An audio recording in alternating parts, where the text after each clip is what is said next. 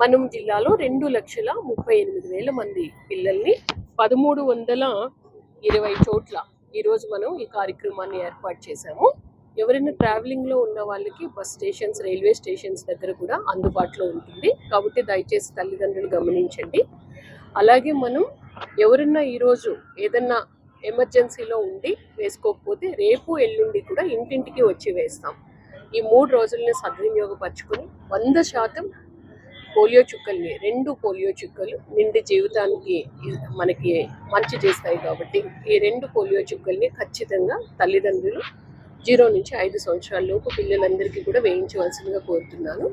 మనందరికీ తెలుసు భారతదేశం పోలియో రహిత దేశం, కానీ చుట్టుపక్కల దేశాల్లో అక్కడక్కడ కేసెస్ వస్తూ ఉన్నాయి. కాబట్టి మనం కంటిన్యూస్గా సంవత్సరానికి 2 సార్లు, జూన్లో ఒకసారి, డిసెంబర్లో ఒకసారి ఈ కార్యక్రమాన్ని మనం నిర్వహించుకుంటున్నాము.